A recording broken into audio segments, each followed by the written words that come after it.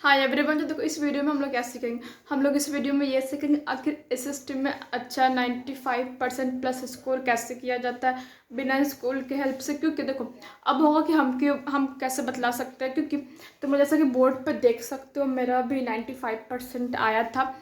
तो बिना स्कूल के हेल्प के इसमें स्कूल का कोई हाथ नहीं था। तो हम क्या किए क्या नहीं किए वो तुम लोग को बतलाएंगे इस वीडियो में, ताकि तुम लोग का भी अच्छा 95 मतलब 93 आया था, तो तुम लोग का भी आ सके, तुम लोग भी अच्छे तरीके से स्कोर कर सको। अब बात है कि हमको एडिटिंग करने बिल्कुल भी नहीं आता है, नहीं तो फिर हम लगा देते हैं ताकि तुम लोग को पता चल जाए। और प्रूफ के लिए ऐसे पता नहीं तुम लोग को दिखेगा कि नहीं, पर मे भी दिख जाए। यहाँ पे नंबर दिख रहा होगा, दिख रहा है। तो ये मेरा रिजल्ट का फोटोकॉपी था। तो मेरा 93 एसएसटी में आया था और 80 में 75 था, तो 18 नंबर स्कूल दिया था, इस तरीके से आया था। तो अब हम क्या किए थे, देखो जब मेरा 10th स्टार्ट हुआ 2019 में हम 10th दिए थे, तो उस टाइम पे हम कुछ भी स्कूल के कोई भरोसे पे नहीं थे कि स्कूल हमको पढ़ाएगा तो हम पढ़ेंगे, चाहे स्कूल नहीं पढ़ाएगा तो नहीं पढ़ेंगे। तो बेसिकली हम करते क्या थे कि मेरे स्कूल में क्लास चलता था एसएसटी का, तो बेंच पे सो जाते थे। ऐसे मेरा आदत था, हम सो जाते थे।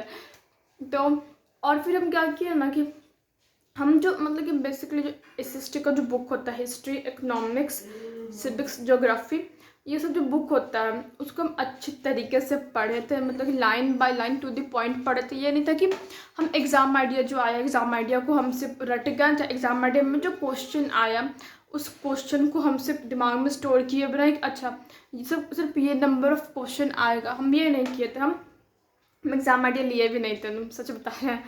तो हम मतलब कि स्टार्टिंग से ही, अब 2 महीने का टाइम में तुम चाहो तो अभी भी कर सकते हो, जिद्द है दिमाग में तुम कर सकते हो। तो लेकिन हम स्टार्टिंग से ही, जब मेरा 10th स्टार्ट हुआ तो हम स्टार्टिंग से सब बुक रीड करते थे।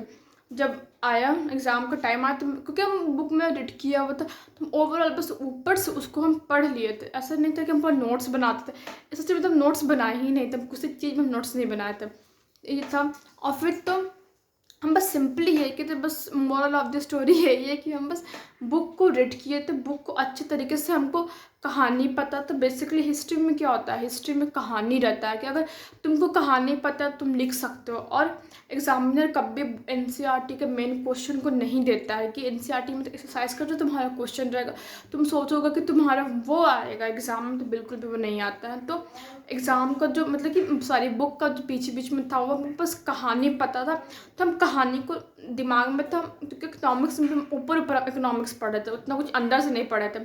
ज्योग्राफी का भी हल्का हल्का दिमाग में था क्योंकि मैंने बुक पढ़ा हुआ था। सिंपली हम बोल रहे हैं क्योंकि मैंने बुक पढ़ा हुआ था।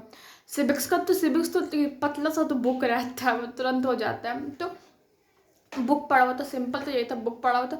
अब बात आया कि हम लोग लिखने में भी गलती करते। जब मेरा एग्ज़ाम आया तो मेरा एक नेचर है, हम जब एग्ज़ाम पेपर पे जब हम लिखते हैं तो हम पैराग्राफ नहीं लिख देते कि अगर 5 नंबर का आंसर है तो सिर्फ हम इंग्लिश को छुड़ा के बोल रहे हैं कि 5 नंबर का अगर है उसको पूरा हम एक पेज भर दिए।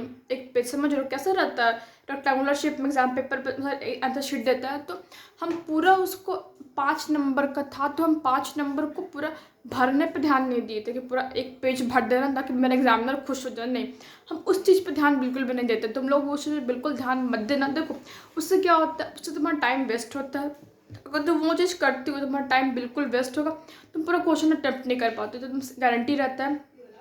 एंड देन सेकेंड थिंग, हम क्या किए, अगर 5 नंबर का मेरे पास क्वेश्चन आता है तो हम 5 नंबर का इंपॉर्टेंट लाइन्स को लिख देते थे। मतलब कि फर्स्ट लाइन में जो आंसर कर रहा है, मैं सॉरी जो क्वेश्चन कर रहा है उसके ऑल अराउंड को हम 5 पॉइंट में डिस्क्राइब कर देते थे। एक दो दो लाइन का 5 पॉइंट बना के लिख देते थे।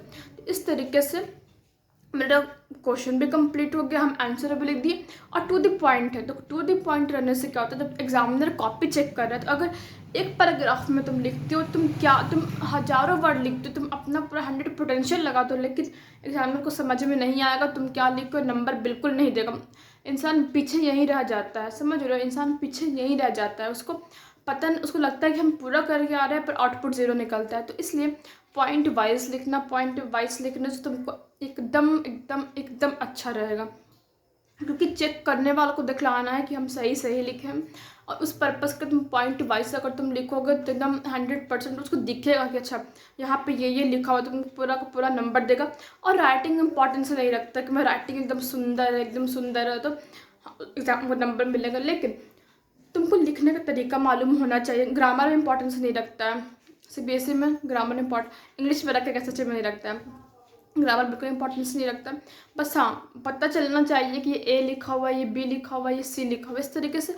और फिर थोड़ा गैप देना कि एक लाइन का लिखे हो तो उसके नीचे एक लाइन छोड़ कर छोटा छोटा का नहीं लिखना, सब गंदा सा भी लगता है, उसको समझ में भी नहीं आएगा। मैंने दिखलाना है कि हम सही सही लिखें। तो बस ये कुछ कुछ टिप्स था, तुम भी समझ लो अच्छी तरीके से।